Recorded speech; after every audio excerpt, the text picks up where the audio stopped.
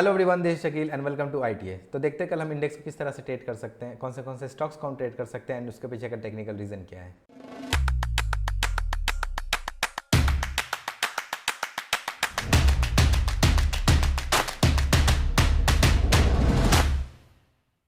तो सबसे पहले हम लोग निफ्टी को देख लेते हैं। तो निफ्टी को अगर हम लोग ध्यान से देखें तो ये अच्छा खासा एक गैप अप में खुला था और हम लोग का ये पहले से एक प्लान था कि जब तक ये 16,700 या फिर 16,690 के लेवल्स के ऊपर अगर ये क्लोजिंग नहीं देता यहाँ पे, तब तक हम लोग इसको बाइंग के लिए नहीं जाएंगे। और हम लोगों ने देखा कि ये इसको ब्रेक तो नहीं दिया, डायरेक्टली ये ऊपर गैप अप में खुल गया। तो ये अच्छा खासा एक गैप अप खुला और हम लोगों ने पहले ही डिस्कस करके रखा हुआ था कि कभी भी अगर किसी भी लेवल में अगर गैप अप खुल जाता है, सपोज वो अप ट्रेंड चल रहा है या डाउन ट्रेंड चल रहा है, गैप अप खुल जाए या गैप डाउन खुल जाए, तो उसमें क्या होता है, वो जो ट्रेंड होता है वो डिसकंटिन्यू होने का बहुत ज़्यादा चांसेस होता है। तो आप यहाँ पे जैसे देख सकते हैं कि निफ्टी काफ़ी अच्छा बुलिश पोजीशन में आ चुका था, जो नीचे यहाँ पे ब्रेक दिया, ब्रेक करने के बाद ये अच्छा खासा ऊपर जा रहा था। ऊपर जाने के बाद यहाँ पे ये अचानक से गैप अप खुल गया। तो गैप अप खुलने के बाद क्या हुआ कि ये ऊपर सस्टेन नहीं कर पाया और वो नीचे फॉल करने लग गया। तो अब हम लोग क्या कर सकते हैं, इसको किस तरह से प्लान कर सकते हैं। तो जो हमारा ब्रेकआउट लेवल था 16,690 या फिर 16,700 के लेवल में जो था यहाँ पे, इस लेवल को ये ब्रेक करके नीचे आ चुका है। तो अभी हम लोग को देखना है कि ओपनिंग कहाँ होता है कल। अगर ये ओपन हो जाता है इसके बीच में कहीं पे, लाइक 16,700 और नीचे आपका 16,540-50 के लेवल में, इस लेवल में अगर कहीं ओपन होता है तो हम लोग एक्सपेक्टेशन कर सकते हैं कि हाँ, मार्केट एक फॉल किया, फॉल के बाद एक यहाँ पे साइडवेज में जा सकता है या फिर एक बड़ा वोलेटाइल जोन में रह सकता है, फिर जाके थोड़ा साइडवेज होगा, फिर ये जाके अपना एक ट्रेंड पकड़ेगा। पर फिलहाल के लिए हम लोग क्या कर सकते हैं, फिलहाल के लिए हम लोग यहाँ पे इसको एक्सपेक्टेशन रखेंगे, अगर ये यहाँ पे ओपन होता है कहीं पे इस लेवल के अंदर, मतलब इस रेंज के अंदर अगर ये ओपन होता है, तो फिर हम लोग इसको एक वोलेटाइल के हिसाब से समझेंगे कि हाँ, यहाँ एक वोलेटाइल हो सकता है मार्केट, फिर उसके हिसाब से प्लान करेंगे। बट अगर इसके नीचे ये ओपन हो जाता है, जस्ट इमेजिन कि ये किसी भी सिनेरियो में 16,540 के लेवल, मतलब ये जो सपोर्ट लेवल है, इसके नीचे कहीं ये ओपन हो जाता है, तो हो सकता है कि फिर ये इसके नीचे आके ये 16,400 के लेवल्स को भी ये रिटेस्ट कर सकता है। तो अब हम देखेंगे बैंक निफ्टी को। तो बैंक निफ्टी को जैसा हम लोगों ने पहले ही हम लोग डिस्कस करके रखे थे कि ये जब तक ये 36,080 के लेवल के ऊपर अगर ये क्लोजिंग नहीं देता है ऊपर या फिर नहीं जाता है, तो हम लोग एग्रेसिवली बाइंग के लिए नहीं जाएंगे। एंड जैसे निफ्टी में ये वाला प्रीवियस हाई तोड़कर ये गैप अप खुला था, लेकिन बैंक निफ्टी में क्या हुआ, ये बैंक निफ्टी में ये ऊपर का लेवल, मतलब इसके ऊपर ये नहीं खुला, ये इसके नीचे ही खुला, लेकिन गैप अप में खुला था। और जैसे कि हम लोग हमेशा बात करते हैं कि अगर किसी भी ट्रेंड में अगर वो गैप अप या गैप डाउन खुल जाता है तो वो जो ट्रेंड है वो वापस से कंटिन्यू नहीं कर पाता है। तो सेम सिनेरियो यहाँ पे भी हुआ था। जो हमारा इमीडिएट रेजिस्टेंस था, जो कि आपका 35,960 के आसपास था, ठीक है, ये इस लेवल के आसपास आके यहाँ पे इसको हिट किया। हिट करने के बाद इसने एक अच्छा खासा रेड कैंडल बनाया, फिर ये नीचे आ गया। अब हम लोग इसको अगर ध्यान से देखें तो नीचे इसका एक सपोर्ट लेवल था जो कि बहुत ही ज़्यादा क्रूशियल था, 35,300 के लेवल के आसपास, जो यहाँ पे ये काफ़ी बार इसको यहाँ पे हिट किया, हिट करके ऊपर गया, फिर ये यहाँ पे हिट किया, हिट करके ऊपर गया, फिर ये यहाँ पे हिट किया, वापस ये इस लेवल को हिट करते हुए ऊपर चला गया। तो हम लोगों ने इसको देखा था कि ये काफ़ी अच्छा खासा, ये लेवल काफ़ी अच्छा खासा मेंटेन कर रहा था। और हम लोगों ने ये पहले भी डिस्कस किया था कि किसी भी सिनेरियो में ये 35,220 या 230 के नीचे यहाँ पे ओपन नहीं होना चाहिए, वरना ये डाउनफॉल कर सकता है, ठीक है। लेकिन ये क्या हुआ, ये गैप अप तो ओपन हुआ, गैप अप ओपन होने के बाद ये अपना ट्रेंड को कंटिन्यू नहीं रख पाया, एंड ट्रेंड कंटिन्यू नहीं रह के ये क्या हुआ, ये वापस फॉल करना चालू कर गया। एंड फॉल, ये इतना अच्छा खासा फॉल हम लोगों ने लास्ट डे में देखा। और ये फॉल करने के बाद लास्ट आवर में इसने अपना जो सपोर्ट लेवल था 35,300 का लेवल, इसको ब्रीच करने के बाद ये यहाँ पर रिटेस्ट भी किया। अब हम लोग इसको नेक्स्ट डे के लिए कैसे प्लान कर सकते हैं। तो नेक्स्ट डे के लिए अगर मैं जैसे प्लान देख रहा हूँ इसको, कि ये हो सकता है कि ये फ्लैट खुले, गैप अप खुले या फिर गैप डाउन खुले। अगर ये गैप अप खुल जाता है तो फिर हम लोग क्या प्लान कर सकते हैं।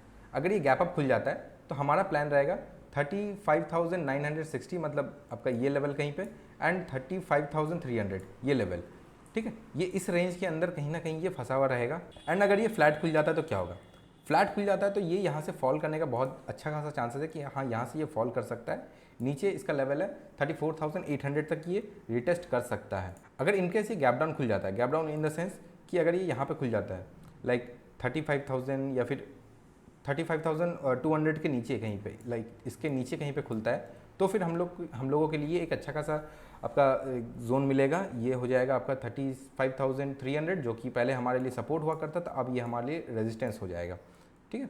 एंड ये हमारे लिए वापस से सपोर्ट हो जाएगा, यहाँ पर 34,800 का लेवल ये हमारे लिए सपोर्ट हो जाएगा, क्योंकि यहाँ पे एक अच्छा खासा ब्रेकआउट हम लोगों ने देखा था और ये ब्रेकआउट देने के बाद हो सकता है कि यहाँ पर रीटेस्ट करने के लिए आ रहा हो, तो हम लोग इसको ट्रेड कैसे कर सकते हैं। अगर इनकेस कल को ये गैप डाउन खुल जाता है और ये अच्छा खासा यहाँ पे गैप डाउन खुल जाता है, इस लेवल को टच करने के बाद कोई एक पॉजिटिव कैंडल बनाता है, फिर हम लोग उसको स्टॉप लॉस लेके काम कर सकते हैं टिल 35,300 या फिर 35,250 के लेवल्स के आसपास, मतलब इस रेंज के आसपास तक का हम एक टारगेट एटलीस्ट एक्सपेक्ट कर सकते हैं। तो अब हम लोग देखेंगे कि कौन से स्टॉक्स को हम ट्रेड कर सकते हैं। तो सबसे पहले हमारे लिस्ट में है एशियन पेंट। तो एशियन पेंट को अगर हम लोग ध्यान से देखें तो ये एक सिमेट्रिकल ट्राइंगल टाइप कुछ बना रहा है एंड ये इस ट्राइंगल के अंदर कहीं ना कहीं फंसा हुआ है।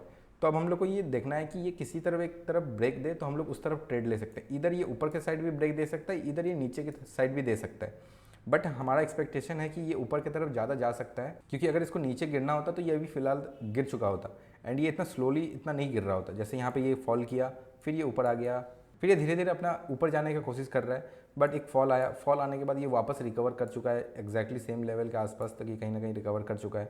तो यही हम लोग देख रहे हैं कि ये अगर इसको गिरना होता तो ये अच्छा खासा गिर चुका होता, क्योंकि जब कोई भी स्टॉक हो जाए, इंडेक्स हो जाए, जब गिरता है तो वो इतना स्लो एंड स्टडी नहीं गिरता है, वो काफ़ी तेज़ी से गिरता है। तो अगर इसमें भी अगर गिरने का चांसेस होता तो ये अच्छा खासा गिर चुका होता, लेकिन अभी हम लोग इसीलिए यहाँ पे एक्सपेक्टेशन रख रहे हैं कि ये बाइंग के लिए हम लोग देख सकते हैं।